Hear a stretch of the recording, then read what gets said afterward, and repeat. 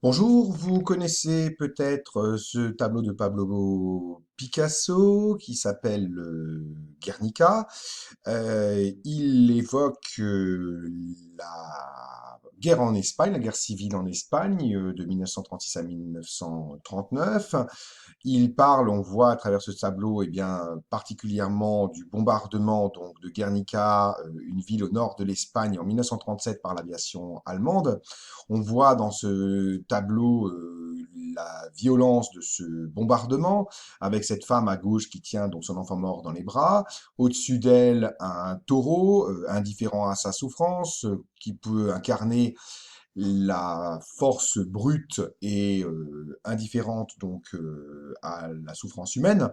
On voit aussi évidemment cette imbrication de corps au centre du tableau qui rappelle donc également la brutalité du bombardement. Et du bombardement, on voit à droite du tableau aux bombes au phosphore de cette ville de Guernica. Ces bombes au phosphore sont des bombes incendiaires. On voit ici les petites pointes à droite du tableau, donc, qui rappellent l'incendie, donc la violence de ce bombardement.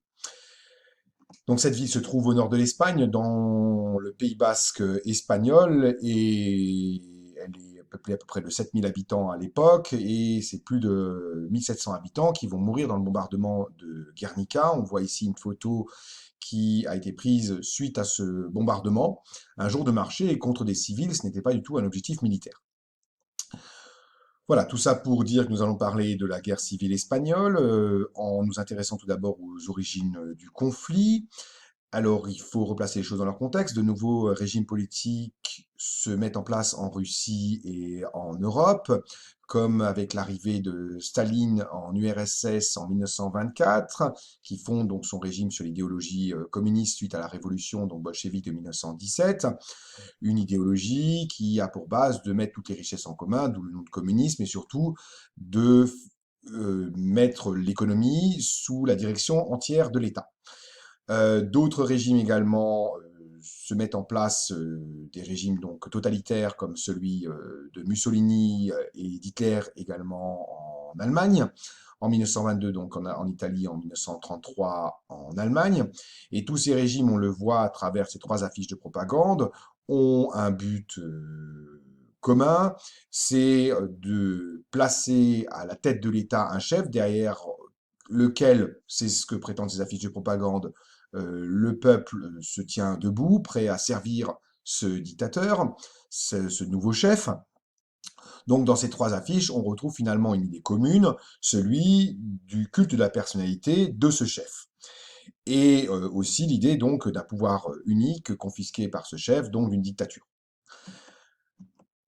Alors, pour ce qui en est de ces régimes, ils ont aussi pour but de créer un homme nouveau, mais cependant, il y a quelques différences dans l'idée que se font ces régimes de cet homme nouveau, puisque d'un côté, l'Allemagne essaye, souhaite créer un Arien viril et conquérant, qui a beaucoup d'enfants et dont la femme reste au foyer pour s'occuper des enfants. Et ici, en URSS, il s'agit plutôt d'un prolétaire, d'un ouvrier, d'un travailleur qui travaille, mais à l'égal de la femme. Donc voilà quelques petites différences dans la conception de cet homme nouveau. Intéressons-nous à présent à la situation politique en Espagne au début des années 30.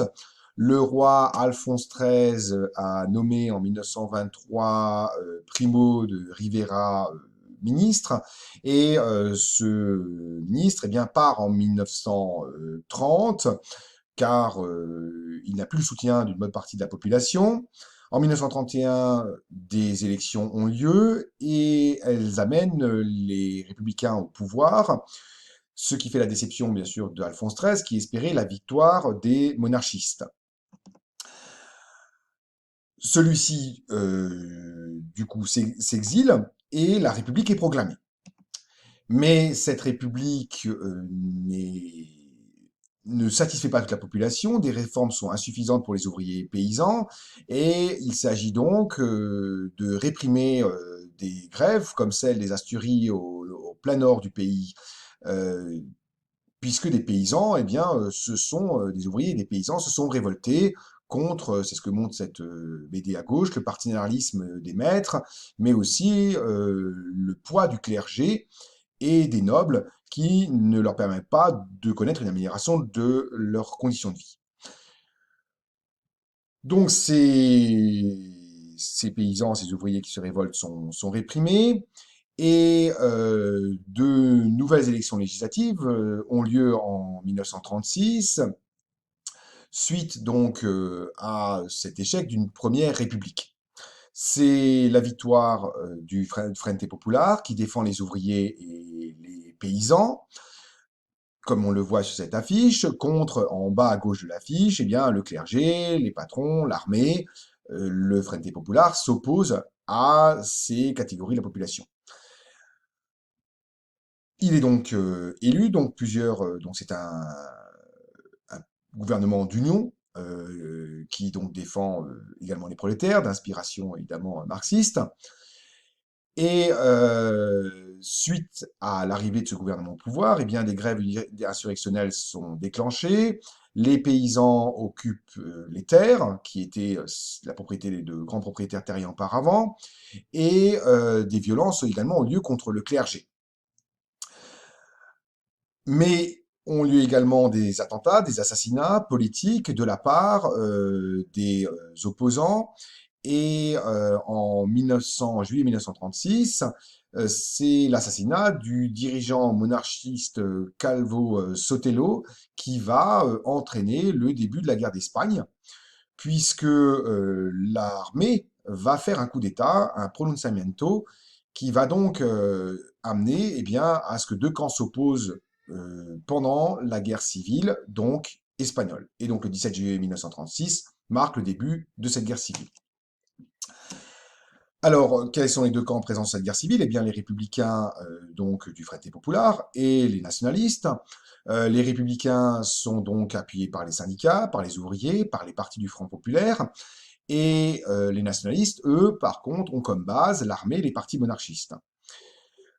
Ils défendent également ces nationalistes, l'Église, le patronat, les propriétaires fonciers, et veulent mettre en place un État autoritaire, protéger la propriété et réaffirmer le rôle de l'Église quand les républicains, eux, d'inspiration donc, enfin, qui ont comme pour base les ouvriers et les paysans, souhaitent la redistribution des terres, l'égalité politique et la laïcité de l'État. Ils sont soutenus chacun par certains pays, deux types de pays. Donc d'un côté, les nationalistes sont soutenus par l'Allemagne nazie et l'Italie fasciste et le Portugal. Et les républicains, eux, sont soutenus, au moins au départ, par l'URSS et les mouvements communistes, comme les brigades internationales, qui regroupent en leur sein, ces brigades internationales, des ressortissants de différents pays, comme la Grande-Bretagne ou la France. Alors, à la tête de ces nationalistes, eh bien, on trouve le général Franco, qui donc va mener cette guerre des nationalistes contre les républicain. Et donc, on voit également dans cette affiche avec ces trois visages la représentation de ce que sont les brigades internationales, cette fois-ci du côté des républicains. Et ils ont comme slogan No pasarán, c'est-à-dire ils ne passeront pas, les fascistes ne passeront pas. Alors, quelles sont les grandes phases du conflit? Dans un premier temps, les nationalistes occupent en vert, donc sur la carte, le nord, l'ouest du pays, le centre, et les républicains, eux, occupent donc dans la zone jaune-orange, le plein nord du pays entre Oviedo et Irún, mais également tout le sud et l'est du pays. Donc voilà la guerre civile en Espagne en 1936, voilà les deux camps, avec les différentes offensives que vous voyez ici, marquées par des flèches rouges, les offensives des républicains. En 1937 et 1939, avec l'aide donc de l'Italie fasciste et de l'Allemagne nazie, les nationalistes gagnent du terrain et les républicains donc commencent à se replier vers le sud et l'est du pays.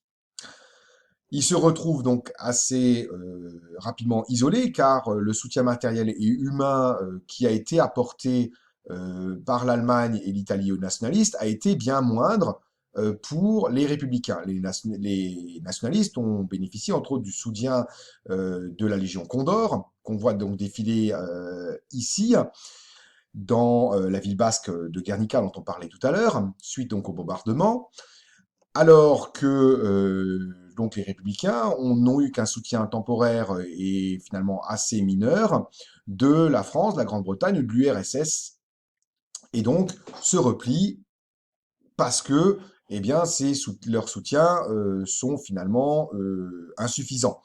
Léon Blum, le Premier ministre français, déclare à l'époque la solution, ce qui permettrait peut-être à la fois d'assurer le salut de l'Espagne et le salut de la paix, c'est la conclusion d'une convention internationale par laquelle toutes les puissances s'engageraient à interdire l'exportation en Espagne du matériel de guerre. L'intention de Léon Blum, c'est bien sûr de préserver la paix, en se rappelant quels ont été les massacres de la Première Guerre mondiale. Donc il y a ce tempérament pacifiste qui va desservir finalement le soutien aux républicains et les républicains espagnols. Dans cette situation-là, eh bien, les nationalistes gagnent la guerre. Euh, En mars 1939, Madrid est prise, et donc les nationalistes arrivent au pouvoir. Alors, quelles sont les conséquences de cette guerre? C'est tout d'abord l'instauration d'un régime de dictature, avec donc Franco à sa tête, nous allons y revenir, mais la première conséquence est bien sûr le bilan humain, c'est 450 000 morts civils et militaires qui représentent donc le bilan de cette guerre.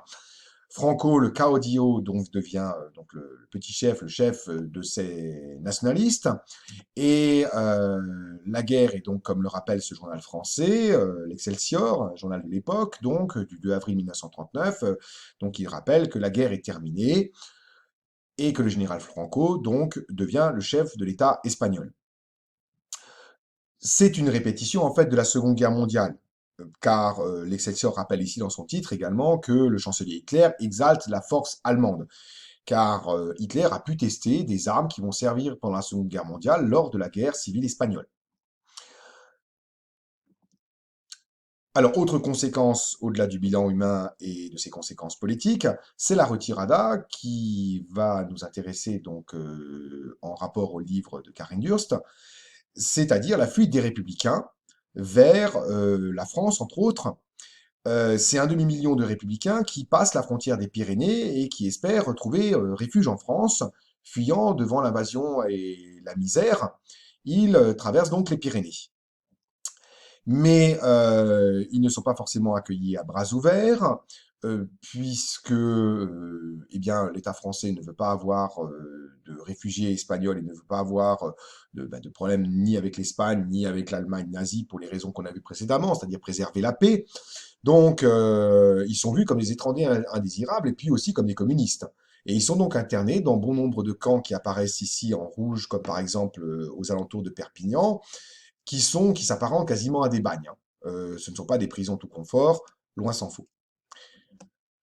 Aujourd'hui encore, eh bien, les nationalistes espagnols, malgré la mort de Franco en 1975, et la création d'une constitution démocratique en 1981, eh bien, ces nationalistes espagnols font encore l'objet d'hommages. Il y a une commémoration à Franco qui a encore eu lieu en 2011 et ce rapport à la guerre d'Espagne divise encore la société espagnole aujourd'hui. Je vous invite pour ça à consulter la vidéo dont vous avez le lien ici. Merci.